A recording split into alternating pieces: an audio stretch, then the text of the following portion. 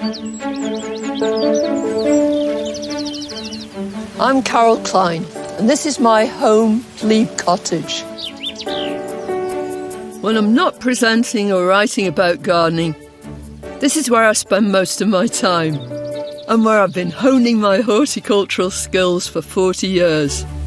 Whether you've got a spacious plot, a tiny patio, or a few window boxes, there's nothing more exciting and satisfying than creating your own garden. From basic to more advanced techniques, I believe anyone can learn how to do it. Whether you're a complete novice or an experienced gardener, I want to help you develop the skills to make your garden grow. I'm ready. Are you?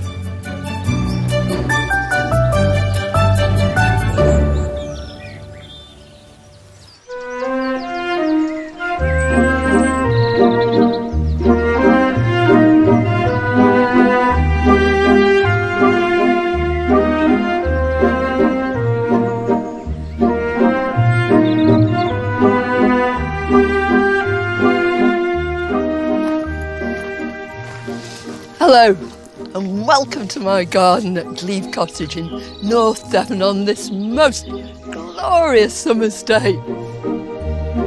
Everything's changed so much over the last couple of months. The whole garden is exuberant. It's exploded into growth. That spring wardrobe has been abandoned. Now all the plants have got out their summer frocks and they're looking absolutely gorgeous. Just thrilled with the sunshine. We've had loads of rain too, so everything's growing apace. Let me show you around. I want to reacquaint you with the garden. The garden is divided into different areas or rooms, and all of them have changed dramatically since you were last here. This is the brick garden. It's called that because all the paths here are made of bricks, but at the moment you can't see them. In fact, you can hardly see any paths anywhere. And the boundaries of the garden, whether it's hedges, fences, walls, have all started to disappear under this absolute burgeoning of plants. These are the grasses which are cut back really, really hard. Way back in the spring, I took my sharpest shears and cut this beautiful grass, this Hackana clover, down to the ground in the confident knowledge that it would return. And it certainly has. It's done so with a vengeance. Actually, it's done so beautifully, and now it's just draping itself over the path. And this euphorbia was knee-high, full of beautiful flowers, and now it's taller than me. And through the centre of the euphorbia, this iris has appeared with these gorgeous blue flowers. But I suppose the plant that's really in complete control now is Geranium pratense, the meadow cranesbill. It's here, there and everywhere, self-seeded and just bringing the whole of the brick garden to life. Some gardeners might take them out and might think they're in the wrong place, but if they've put themselves there, they're in the right place, and I really believe in letting plants do their thing, letting them be themselves.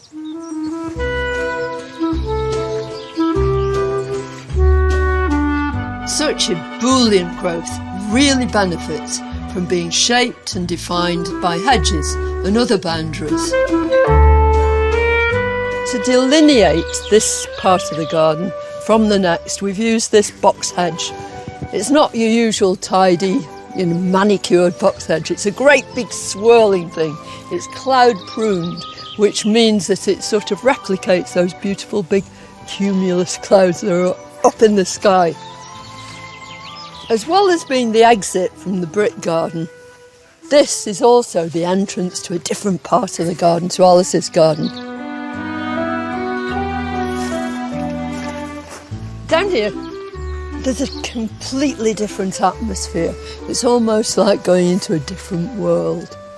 In the brick garden, we rely very, very heavily on lots of grasses. But here, for a start, the colour's totally different. Everything is pink and crimson and white, because this is Alice's garden. Alice is my youngest daughter, and those are the kind of colours that she loves. but it's made separate. You feel as though you're in a different kind of place because of what surrounds it. On one side of the garden, I've created a continuous hedge that blends perfectly with the rural landscape beyond. We've got a huge native hedge that runs right the way down from top to bottom of the garden. And it's just such a wonderful opportunity to bring 10 or 12 different species of trees and shrubs into the garden. And the more you've got, the more wildlife you attract, the more diverse your hedge is, the better it is. We get birds nesting in here, loads of insects, because of course there are lots of flowers within it too. And I mean, I'm lucky I've got this great expanse of hedge, but it's an idea that anybody could adopt in a small garden. You just want to separate a little piece of it off. Why not just plant a few native trees? And eventually it'll grow and become a total haven. I think Fifi's really thrilled that I've left this fern here because it's just the perfect place for an afternoon snooze in the shade.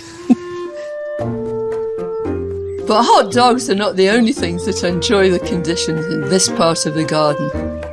Hedges present an exciting opportunity to plant all sorts of things that will thrive in these kind of conditions.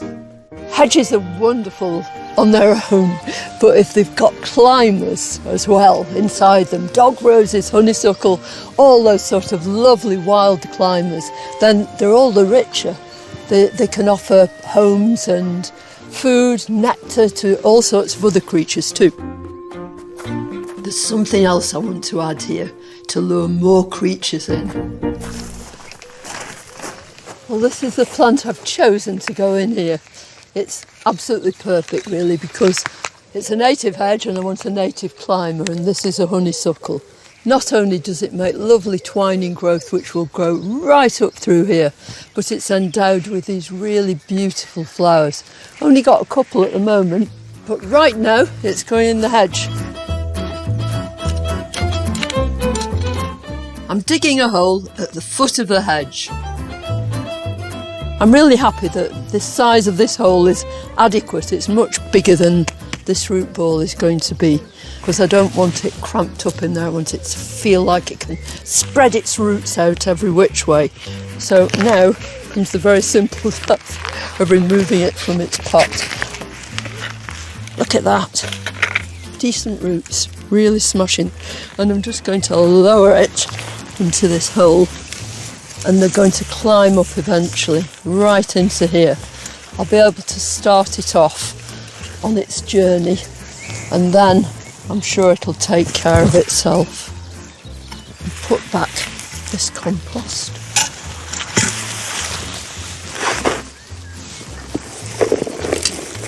Right the way around. And I don't even have to kneel down. I can just gently heel this in to that space. I can feel that the soil here is just perfect. It should settle down within a couple of weeks. Now it needs a thorough drink, and I'll keep on watering it until it's established.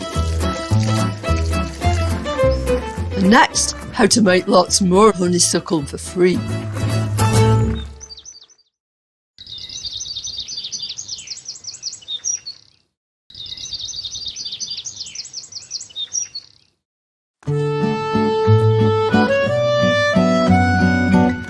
This lovely hedgerow climber is one I wouldn't be without. I grew it myself from a cutting.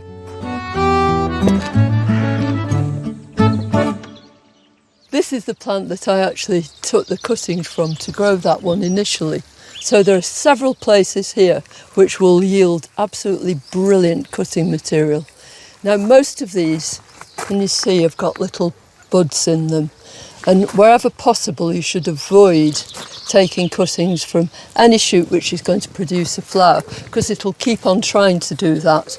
But here, look at this. 1, 2, 3, 4, 5 really good pieces. So that's the ideal sort of length. Now I need to prepare the cuttings. Now ideally you should do this first thing in the morning because the material's full of sap at that stage, but I think these would be absolutely fine. So all I'm going to do with this nice big chunk here is just gently pull that down. It's got a little heel then at the end of that. I'm just going to take all these bottom leaves and then I'm going to cut right above that leaf node. A leaf node is just the place where the leaves join the stem, that's all it means. And I'm going to go right in there and cut it off with a really sharp knife. So I'm just going to neaten that heel up. That's much better. You don't want to leave anything behind that little tail because it could make it rot. So I'll get another cutting out of here. So again, right under a leaf node. Bottom leaves off. You want a decent length because that's all going to be under the soil, so you don't want any leaves sticking in there. I want to nip out the top.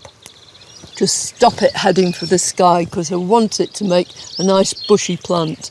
And then comes the exciting bit. So I've got these terracotta pots because cuttings always take much more readily when they're in a terracotta pot than they do in plastic ones. They're filled almost to the brim with very gritty compost. No peat, of course. And I'm just going to dibble these down so that the soil comes to just below those bottom leaves.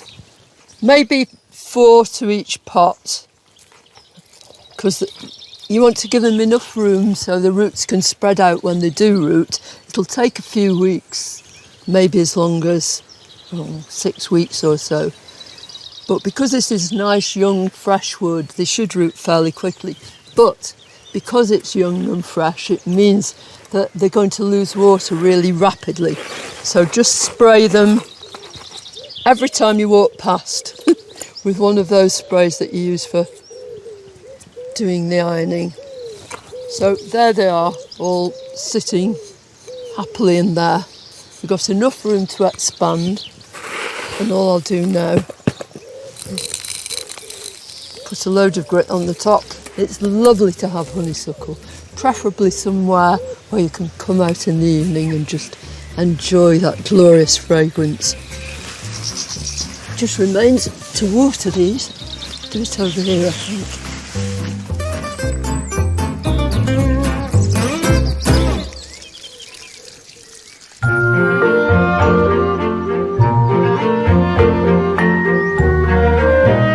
I love to see honeysuckle wending its way through hedgerows, but at this time of year it's often outshone by a more spectacular sight.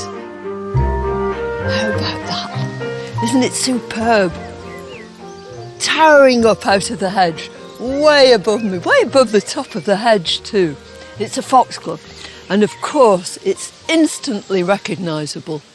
Nobody planted them, they put themselves there. But always with that same message that summer's here.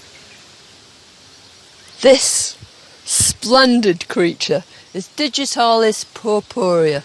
It's our own native foxglove, and you always find it growing in just this sort of situation, along hedgerows and banks. Now in our gardens we've all got places which are akin to some sort of wild place. You've almost certainly got a fence, a wall, a boundary of some sort. And when we look at similar wild habitats, it gives us clues immediately to the kind of plants that thrive there. And nothing could be more at home on a boundary or a hedgerow than a foxglove. In my garden there's a wonderful example of one that's made itself completely at home. Uninvited, but certainly not unwelcome. Come and have a look at this. Isn't this wonderful? It's just sown itself right there in the side of this trough that's full of potatoes and parsley, but it couldn't care less. It's the ideal place as far as it's concerned. And what is it? It's a white version of our native foxglove. So it's Digitalis purpurea alba. I've seen these growing in the wild all over the place. The ordinary purple version has loads and loads of spots. They're kind of pollen guides really to bring the bees in. But I'll tell you what, all the bees have been visiting this, and look, it's already starting to set seed. I'm hoping to save lots of the seed from here. I want to leave the plant and let them all ripen. But meanwhile, I've got to think about sowing next year's crop of foxglove seeds.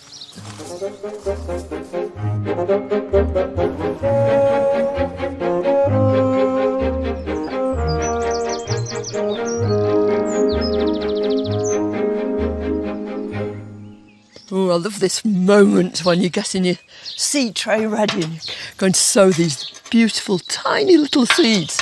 Now, if you want your foxgloves to be just where you want them to be, if you want to be able to plant them very deliberately around your garden, they're biennials, so this is the right kind of time to sow them. If I sow this seed now, it'll develop into small seedlings. In about 6 weeks' time, I can prick them out individually, pot them on, and I'll end up by the autumn with fine big plants to put out. They'll overwinter, and then next year we'll see those towering spikes rising up all over the garden. So a tiny pinch of seed, I can hardly pinch it, it's so fine, and just a couple of inches above the surface of the compost. It's almost a kind of act of faith, this. I can just feel the seed between my fingers just falling onto the surface of this. I've probably got enough there to sow a couple of trays. It's so tempting to say, oh, they're only tiny seeds, I'll just sow the lot. But you really must try and sow them very sparsely, because otherwise, once they germinate, this whole seed tray will be thick with seedlings and you won't be able to separate them. They won't get a chance to grow on properly. When you've done that, the usual sprinkle with grit.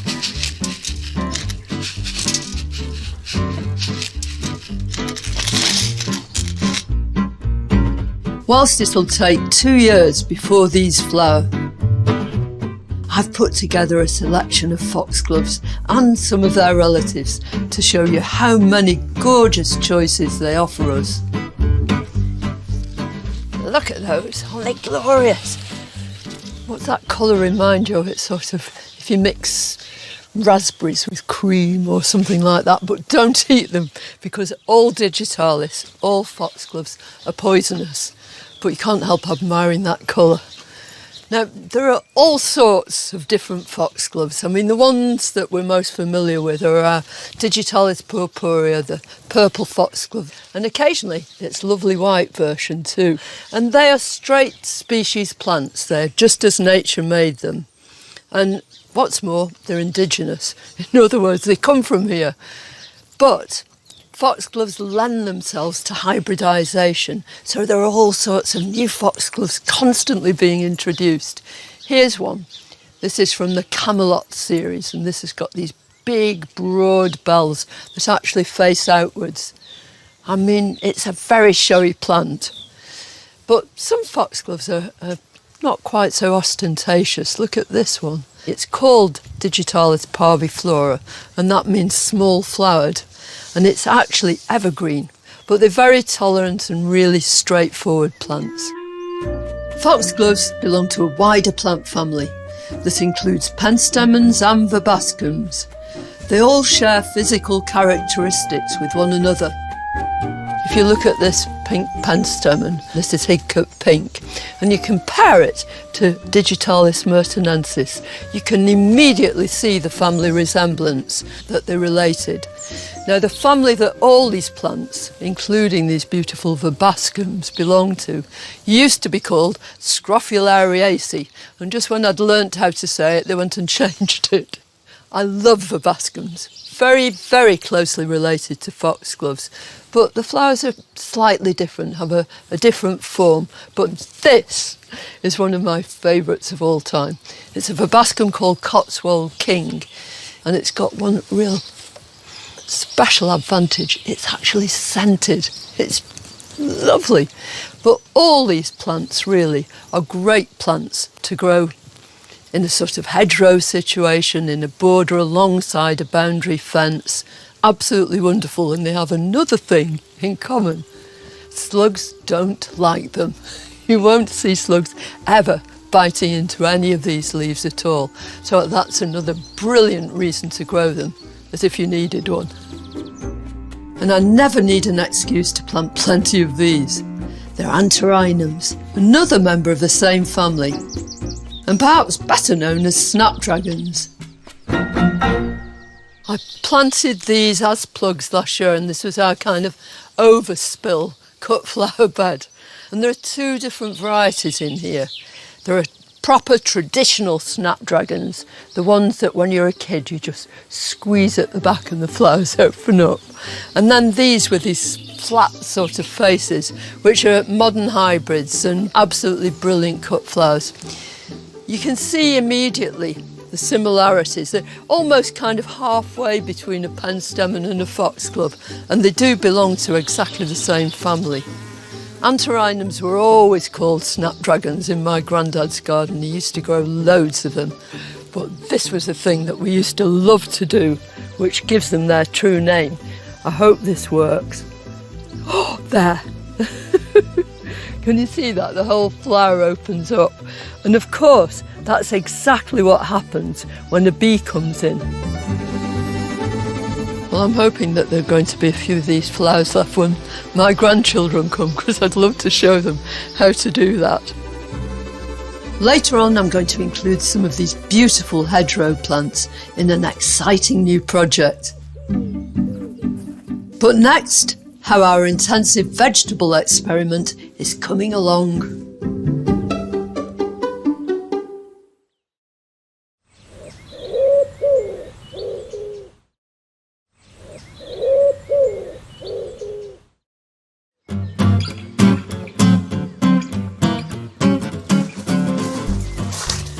When we very first came here, growing vegetables was a real priority. I wanted to grow our own and feed ourselves.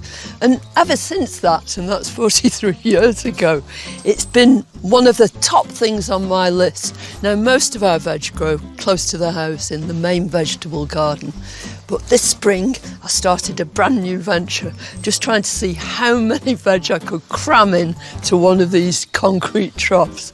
It's going all right too. In the spring, I started by putting in some young plants. Swiss chard was one of them, and also by sowing seed directly, including carrots. Things are coming on by leaps and bounds. This is a little row of garlic, and I put it on the end as a kind of companion plant to try and fend off the carrot fly that sometimes attacks carrots, of course. And I'm just wondering whether any of these are actually ready for pulling. Wish me luck. Ooh! Not exactly a prize specimen, but it's not bad at all. I wanted to try these carrots in here because in the garden they always get carrot fly. And the thing about the carrot fly is that purportedly it can only actually fly about 18 inches high. So well out of the way when they're growing in this trough. And it seems to have worked. So round the back of this chard is a little row of peas. And they're really beginning to grow voluminously now. And they're actually shading out this beetroot. So I want to put some twiggy pea sticks, some bits of hazel that I've saved from the winter, and just give them a bit of support so they grow in a more orderly fashion and they don't obscure other things. I'll go and get some pea sticks. These pea sticks are from some of the branches I cut from a hazel that nearly got flattened by the ferocious winds earlier on.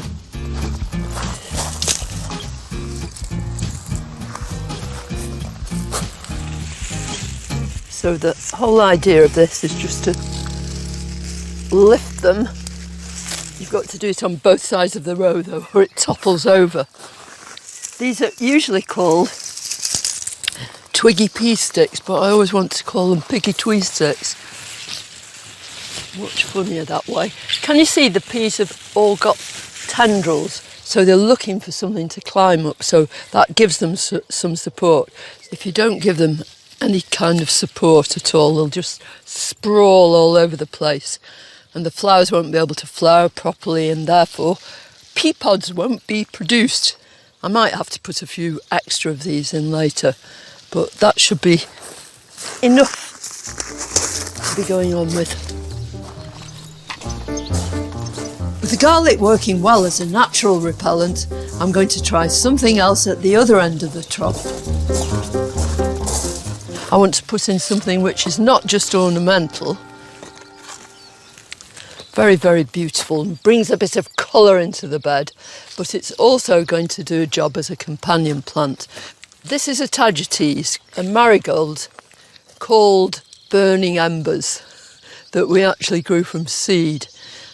They're absolutely superb companion plants. Look at that gorgeous velvety flower, isn't that just beautiful? It's lovely.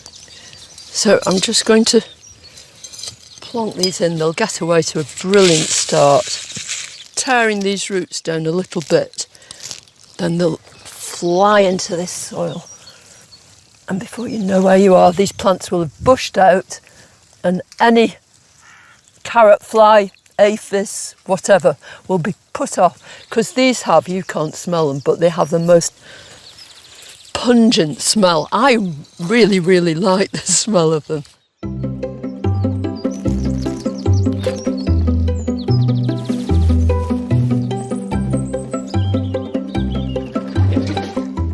Once I've watered them in, I can leave them to be good companions whilst looking absolutely gorgeous. I've got a second veg trough alongside this one, in which I've recently cleared a big space. There's plenty of stuff waiting in the greenhouse to fill it back up again. And at the front of the queue are these squashes. Having a drink, Fifi? Yeah, that's better.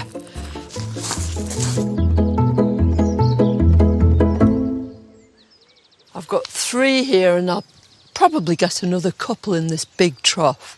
And this is a squash called uchiki kuri. And there's so many different ways of cooking them. I just love them straightforwardly baked, because then you can really taste the flavour. But also you can store them right the way through the winter. I want to space them out a bit. When I filled these troughs in the first place, we put loads and loads of our own compost in here. All sorts of really good stuff. You can tell there's real loads of goodness in here, and they're going to enjoy living here. So here we go. Oh! There, into the hole. And I want to plant them so they're just level with the soil around them. Don't want to bury them. Firm them in nicely, and they'll soon spread their roots out. Now, I think it's a good idea when you're growing any sort of squashes or pumpkins, courgettes, any of the cucurbits that you're growing outside. That's that whole family, the name for the family, because they're all related closely. It's a good idea to mound the soil up a little bit around there, but then to make a kind of trench just out from there, so that when you water, some of the water is retained in there and it doesn't just all run away into the rest of the soil. That's all you need to do, and then just wait. All that remains is to give everything a thorough watering.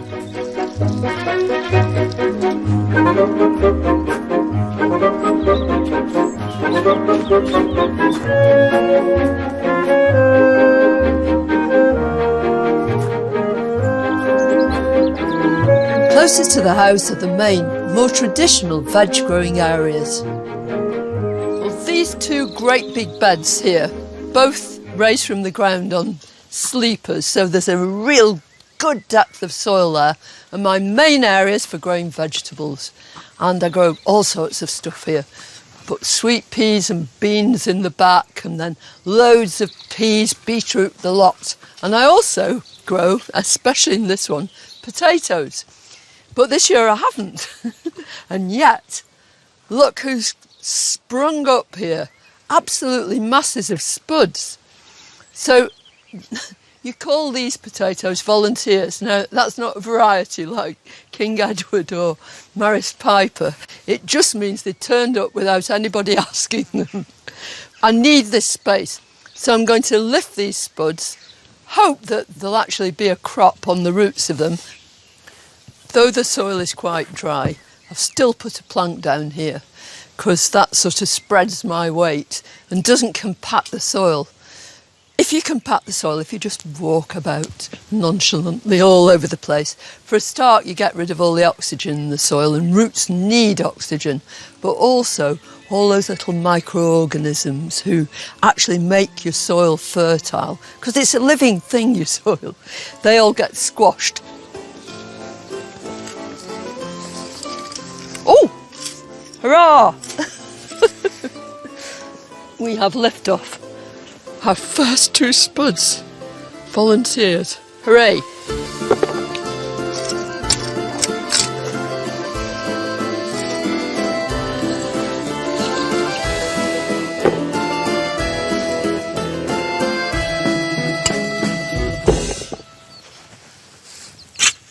Right, so just a bit of work to get the rest of this lot out, and then we can start planting the next thing.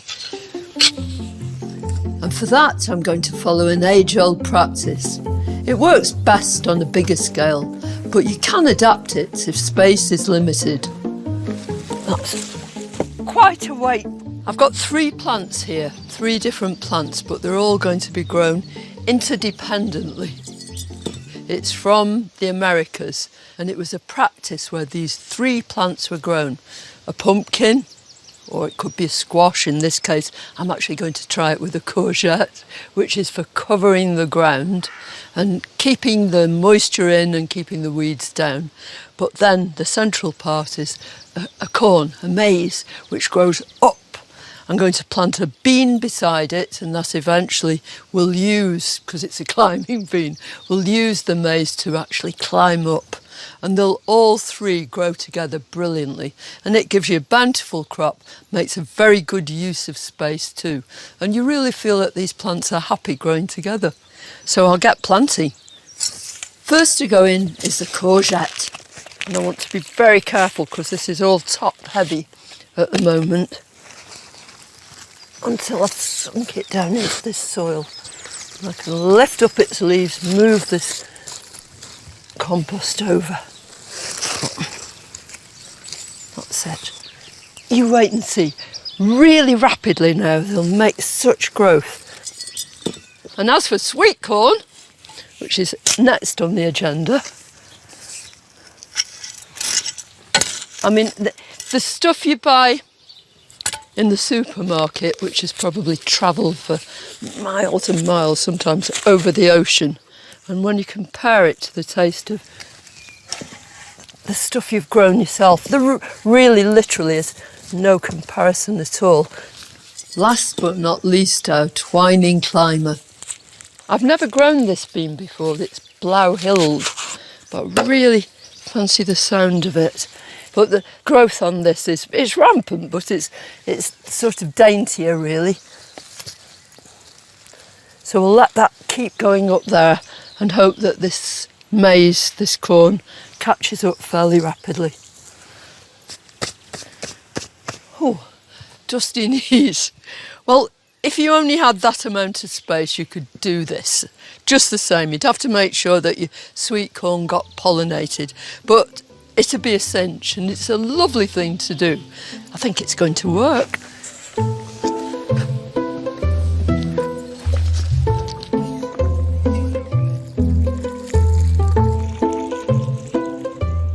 I can't leave this part of the garden without indulging myself in a special treat. The scent of these flowers is so evocative of the summer.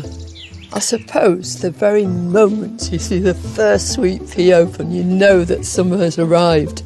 And it's the greatest joy to actually pick the first bunch. Of course, the more you cut them, the more they'll produce. So you can't cut them too often, too frequently. With a bit of luck and some care and attention, we should be picking bunches of these all summer long.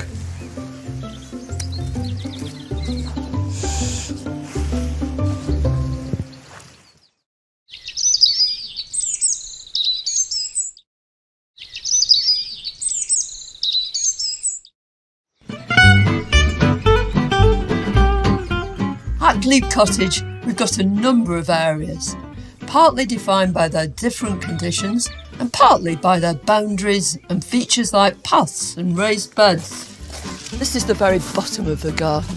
I call it the shed garden for the simple reason that there's a great big shed in it. I used to run a nursery, did so for about 30 years, and these sleepers that I've constructed these beds here with were part of the nursery. So best way to recycle them was to bring them down here and do this whole new thing with lots of raised beds. But they're pretty packed as they are. And you know me, I want an excuse to grow more plants. So I've got a brand new project that I'm just about to start. So right in the corner, outside the shed, look what I've built. I've built this brand new raised bed. It's built with sleepers and it's filled with topsoil, a lot of recycled compost too, and it's just ready to be planted. Like the concrete veg troughs, this is designed to work either in a very small garden or as one part of a larger one. It's going to be home to a gorgeous display of those verbascums, foxgloves and penstemons. Fifi's drooling at the idea. Now, whenever you're going to plant a new bed, a virgin bed like this that's completely untouched, it's such a temptation when you've got all these exciting things just to bung them in here, there and everywhere. But don't forget, these plants are going to stay here for ages and ages. So you want them in the right place for a start. I always like to set everything out before I start planting. This design is going to be about height and making the most of this range of statuesque plants. There are all sorts of rules and regulations when it comes to planting, but forget them. Do your own thing, definitely. But what I like to do if I've got tall plants like this, instead of doing that regimented tallest at the back, gradually being graded down to the shortest at the front, is to not just to mix it up, but to deliberately use these tall plants, this vertical accent, so it runs from the back of the bed right the way through to the front. So I'm going to use a verbascum like that. I'm going to use this Digitalis mertenensis like that too. The whole idea then is perhaps to put some shorter plants in between.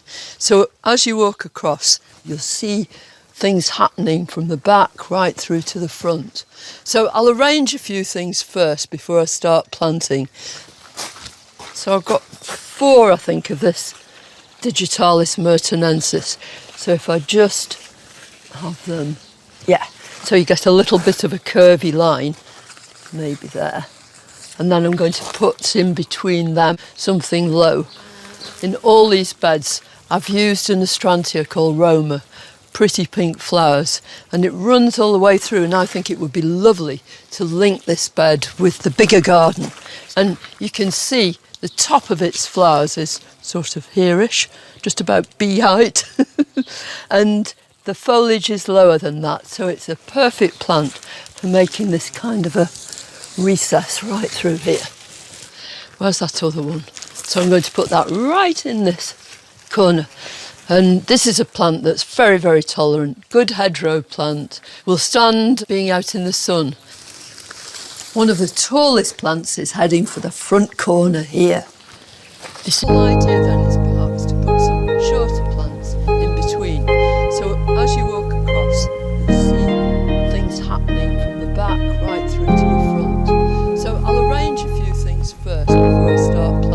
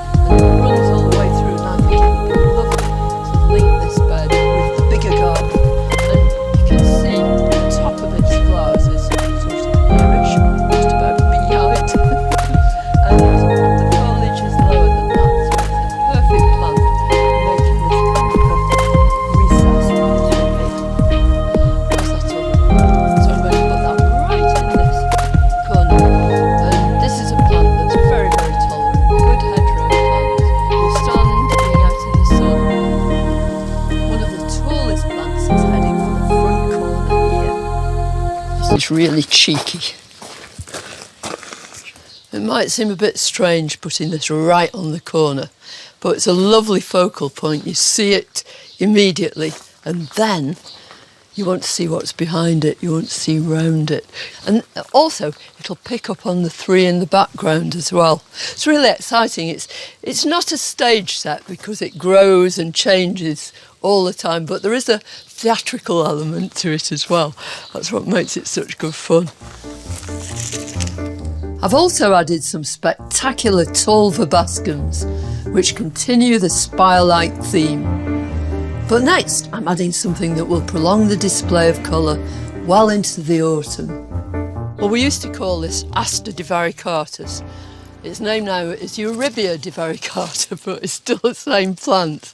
And it's an absolute glory, especially towards the end of the summer into autumn, when all these stems, having grown up, will lean over with lots of space between them. It has the most beautiful deportment and be smothered in tiny little white flowers with dark centres. And I bet we'll see when we plant them that they've got belting roots. Yeah, look at that. Oh, all ready to go. So this bed faces south here. So this end is going to receive the brightest sun. But penstemons love sunshine. And this is a young plant, it's Hidcote Pink. Very pretty little plant, but it will eventually make a nice dense clump of really beautiful shiny leaves, evergreen leaves too. And it will flower and flower and flower, these lovely tubular flowers. So I'm going to put that one there. Matches up pretty well, doesn't it? It's nice when the colours of these plants sort of tally and really go together brilliantly. Now my waves of plants are complete, I can get on with putting everything in.